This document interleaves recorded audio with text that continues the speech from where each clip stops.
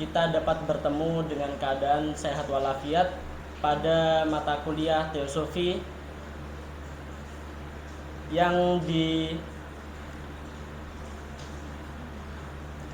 diampuh oleh Bapak Kiai Haji Muhammad Imam Muslimin. Yang mana dalam kajian kali ini kita akan mengkaji mengenai filsafat. Untuk mempersingkat waktu, marilah kita simak dan marilah kita dengarkan yang akan disampaikan oleh Bapak Kiai Haji Muhammad Imam Muslimin. Kepada beliau, waktu dan tempat kami haturkan.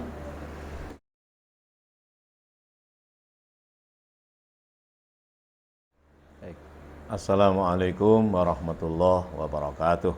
Waalaikumsalam warahmatullahi wabarakatuh. Anak-anakku semua yang saya cintai, terima kasih Mas Adam. Adam siapa namanya? Adam Izza Maulana dari kelas B MPI. Oke, Adam Izza Maulana, panggilannya Adam. Adam itu bahasa Jawa, bahasa Arab? Jawa, artinya adem. Arab itu enggak ada Adam itu. Kalau Adam ada, gitu. Adam apa artinya? Langgeng ya, Adama. Gitu.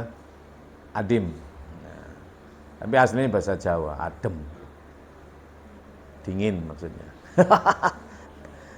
Baik. Sehat ya semuanya ya? Sehat. Sehat semuanya? Alhamdulillah. Senyum semuanya. Sutma. Lihat senyumnya. Disut. Nah, semua satu persatu. Ya. Silakan. Nah, nanti biar kelihatan yang monyong. Lihat kamera. Lihat kamera. Siapa namamu, Dok? Ya, kamu. Lani. Coba senyum sedikit. Sedikit aja. Lurus. Dadanya ke depan. Diluruskan. Ya, senyum sedikit. Lah, cantik kamu kalau senyum. Ya.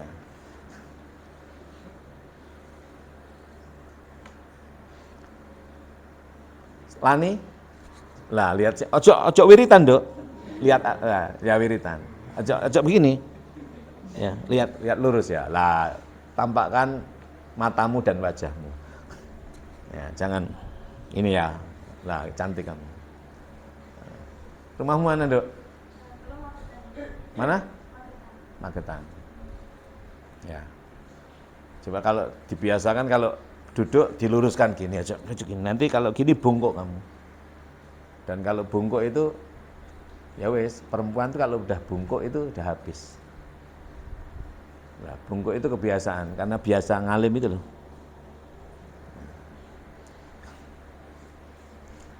Nah, siapa namanya? Reni ini selalu always smile. Kelihatan nggak Reni ini? Lihat kan ya, itu Mas Adam, oke. Habib, Habib always smile, ya tabassum ya. Ya, thank you Beb. Baik, kita lanjutkan kajian kita, masih bicara filsafat dan objek kajiannya. Ya, pada pertemuan yang lalu kita sudah sampaikan secara sekilas objek kajian filsafat kan 3. Yaitu ontologis, epistemologis, aksiologis. Ontologis itu bendanya, epistemologi itu memperlakukan benda itu secara tepat, yaitu aksiologis itu nilai manfaat, nilai guna. Nah, baik, itu yang harus dimancepkan pada diri kita. Jadi kalau belajar filsafat, mulai dari S1, S2, S3 sama. Objeknya 3.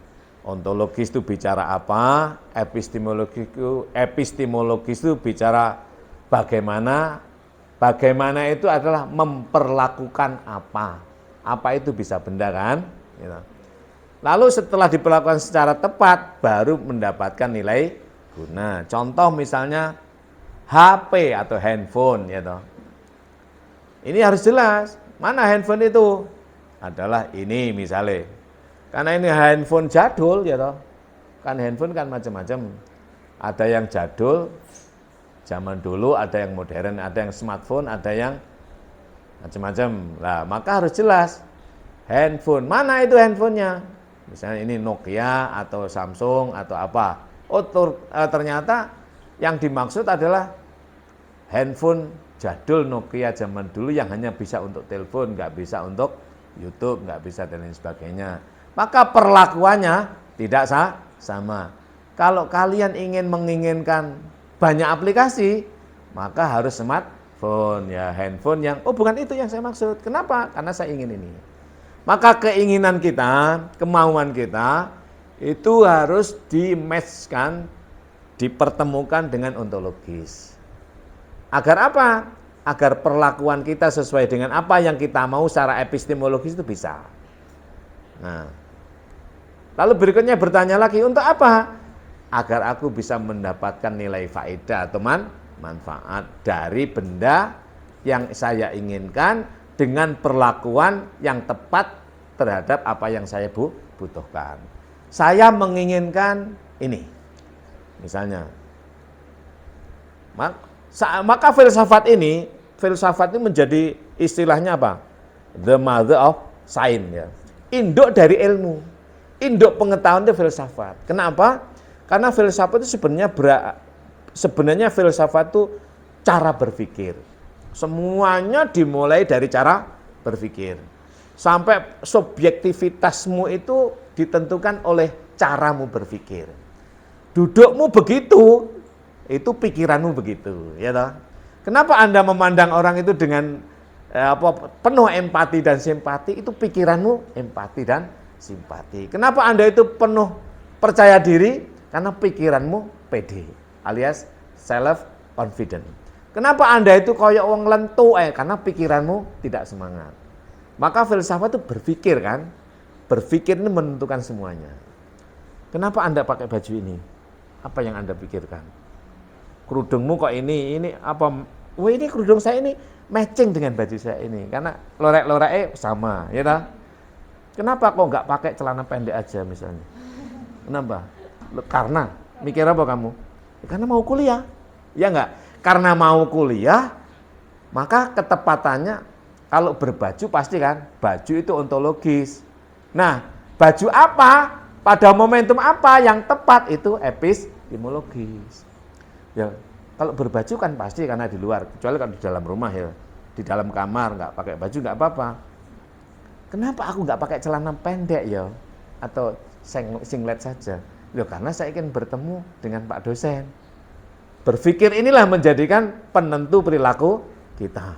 Maka filsafat itu adalah disebut the mother of science, induk dari pengetahuan apapun. Pengetahuan secara subjektif, pengetahuan secara objektif itu ditentukan oleh berpikir kita. Maka apa, bagaimana, untuk apa, ya toh? Apa, bagaimana, untuk apa? Kenapa Habib kok pakai baju begini, yang bawah hitam, yang atas putih, rapi dan ganteng ya? Ya kan ingin kuliah. Coba Habib kalau ingin pacaran lain lagi, pasti wangi ya toh. Kali ini nggak pakai parfum kayaknya ya. Pakai ya, tapi nggak nemen-nemen ya. Ya, jadi cara berpikir itu menentukan perilaku kita. Kenapa Anda kok begini saja? Pikiranmu begitu. Kenapa Anda nggak tegak? Pikiranmu tidak lulus. Kenapa Anda tidak pede? Kamu orang yang minder, gitu loh. Kamu ada rasa takut. Kenapa takut? Karena mikir ada sesuatu yang ada, khawatir. Lalu terlihat minder, aku khawatir, mau ngikungku ngapusi aku. Lah itu akhirnya membuat kamu perilakunya nggak lepas. Alias kamu menjadi pribadi yang tidak ikhlas, tidak tulus, lalu tidak menarik. Ya, kalau Anda ingin menjadi pribadi yang empatik, simpatik dan menarik, maka tuluskan pikiranmu, bersihkan pikiranmu dari berbagai prasangka. Ojo negatif thinking.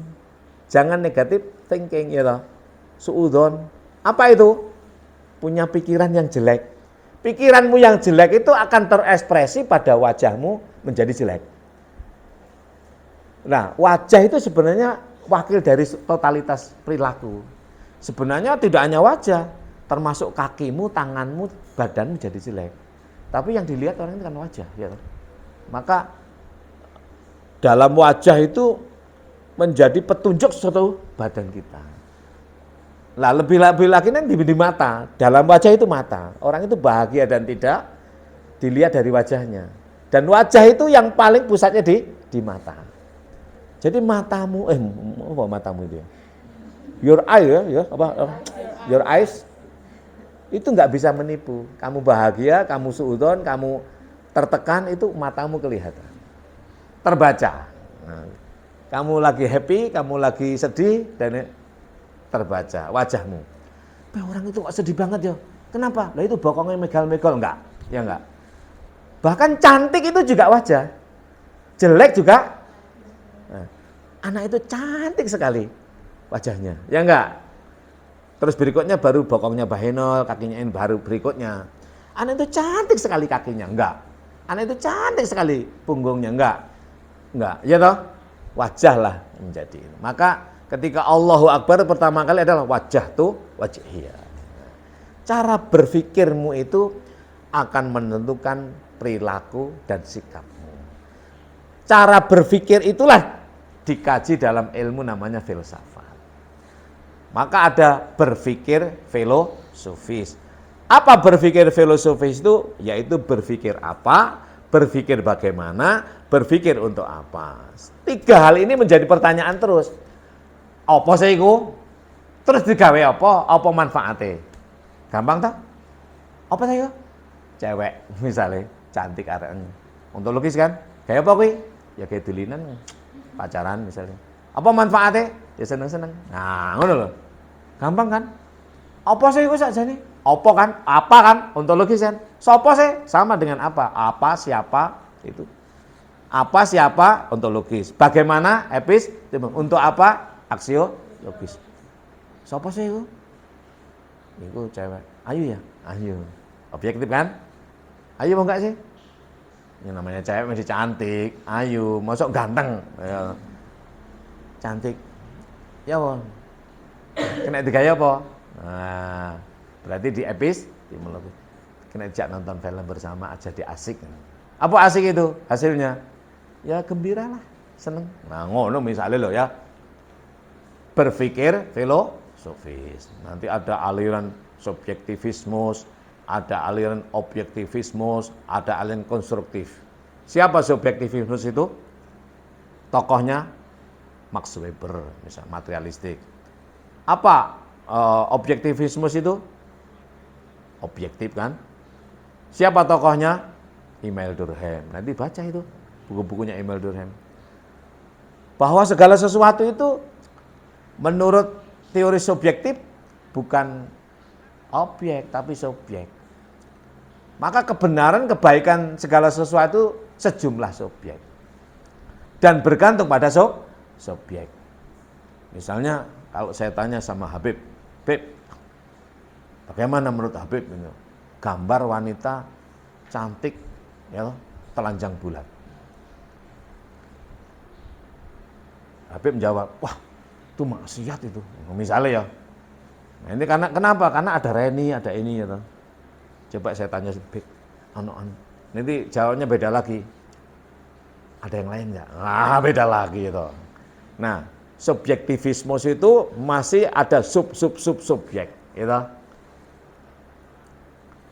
Gambar wanita cantik telanjang bulat itu maksiat enggak? Maksiat enggak? Gambar wanita loh, bukan wanita loh. Gambar wanita dengan wanita beda loh ya. Gambar wanita itu sama enggak dengan wanita? Ya enggak sama. Foto kamu dengan kamu beda enggak? Beda kan wong foto. Iki foto nih Pak Imam Muslim ini kurang ajar iki. Foto kok kurang ajar loh. Foto kok kurang ajar lah. Makanya berpikir filosofis ini akan menjadikan kita itu rinci, nggak mudah menghakimi. Ini gambarnya siapa misalnya? Ini gambarnya siapa yang kamu benci? Siapa? Misalnya kan pas waktu perang misalnya George Bush mien. George Bush perang sama Saddam Hussein. Misalnya. Karena saking bencinya sama George Bush gambar. Ini gambar jahat itu, gambar kok jahat loh ya. Nah, gambar itu jahat enggak? Ya gambar kok jahat sih. Yang jahat itu subjeknya. Siapa yang melihat gambar? Tergantung, kalau kamu ngamuk-ngamuk kamu jadi jahat, kalau kamu maka nggak ngamuk tidak jadi jahat. Maka tergantung subjek, tidak bergantung objek. Semua bergantung subjek. Ini ganteng ora Adam ini? Ganteng apa ora? Ganteng? Kurang ganteng, kurang ganteng ya apa? Tergantung subjek. Ganteng tapi kurang sugih, misalnya. Ganteng tapi pelit, misalnya, dan lain sebagainya. Tergantung subjek. Namanya subjektivismus. Tokohnya Max Weber. Segala sesuatu tidak ditentukan subjek, tapi ditentukan oleh objek. Nah, dibantah kebalikannya. Walaupun kamu mengatakan Adam ini ganteng atau nggak ganteng, nggak akan merubah keadaan. Ya, Adam ini kurus sih, keluwen ini. Apa kemudian menjadi lapar? Ya tetap itu loh. Enggak itu kenyang itu. Apa kemudian menjadi kenyang? Enggak itu. Subjek ngomong apa wae, objek tetap apa adanya lah ini loh. Wong jenenge berpikir yang ngono kuwi. Besar apa kecil lagi? Besar apa kecil? Kecil. Besar? Oh, besar daripada bayi kan lah ya gitu. Loh, sekarang pertanyaannya, kalau saya mengatakan kecil, apa dia berubah menjadi kecil? Dikatakan besar, apa berubah menjadi besar? Tetap apa adanya. Jadi objek itu tetap objektif.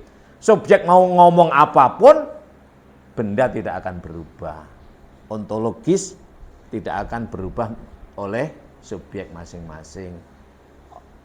Benda tidak bergantung subjek, tapi bergantung dia sendiri. Iki sakjane ya wong jenenge filsafat iki rasional gitu. Ki mobil itu besar apa kecil? Oh, besar itu. Oh, kecil itu. Apa perkataan kita itu merubah objek? Enggak kan? Enggak. Oh, ini permainan. Nah, dari subjektif ke objektif, tokohnya siapa tokoh objektivismus ini? Emil Durkheim. Emil Durkheim. Nanti dibaca bukunya Pak Emil Durkheim tentang teori objektivismus. Nah, subjektivismus, objektivismus berdialektika, lahirlah teori baru namanya konstruktif. Tokohnya Peter Berger, pengikutnya Bergerian. Apa? Peter Berger. Teorinya disebut dengan teori konstruktif atau filsafat konstruksi. Berangkat dari subjektif dan objektif. Tidak subjektif dan tidak pula objektif, tapi hasil dari dialektika dinamis. Antara subjek dengan objek berdialektika, maka ada proses namanya internalisasi objek terhadap subjek dan proses eksternalisasi subjek terhadap objek, maka lahirlah namanya konstruksi. Orang mengatakan besar itu karena dia sebagai subjek melihat objek, menangkap makna, terus oh besar itu, ini kan? Logis aja itu. Orang mengatakan kecil, ya karena dia subjek itu melihat benda itu kecil, ada bandingan dibanding dengan ini dan lain. Dialektika subjek dengan objek secara dinamis terus menerus, lahirlah simpulan namanya konstruksi. Artinya apa? Segala sesuatu itu bersifat konstruktif, tidak objektif, tidak pula subjektif. Tidak subjektif, tidak pula objektif, tapi konstruktif. Apa konstruktif itu? Proses dialektika subjek dengan objek secara dinamis. Dinamis itu apa? Tiada henti terus.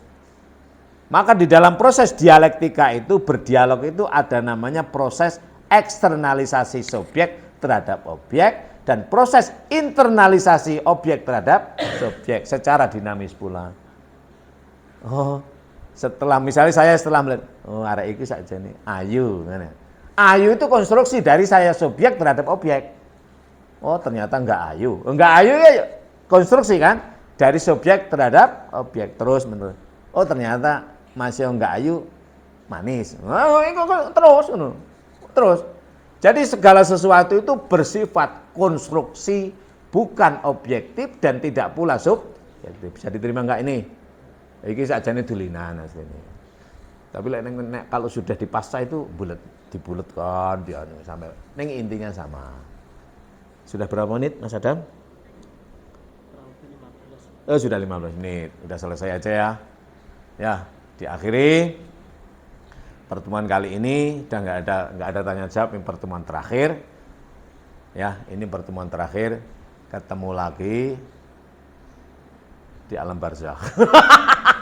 Maksudnya udah ketemu, udah selesai, ini nggak ada kuliah lagi ya. Kita sudah 14 kali pertemuan. 14 kali pertemuan itu tinggal 2 kali lagi, yaitu apa? Sekali lagi namanya UAS ya toh. Nanti UASnya dibicarakan kemudian.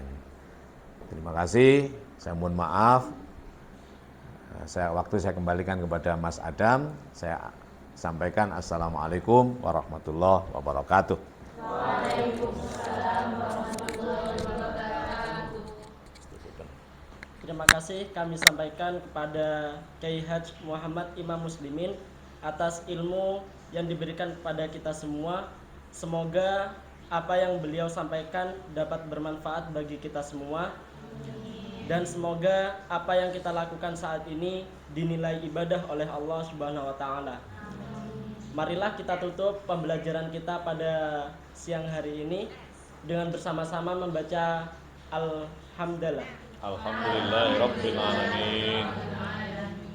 Mungkin hanya ini, wabillahi taufiq wal hidayah. Wassalamualaikum warahmatullahi wabarakatuh. Waalaikumsalam warahmatullahi wabarakatuh. Ayo, wajah cantiknya dipasang. Mau diisut.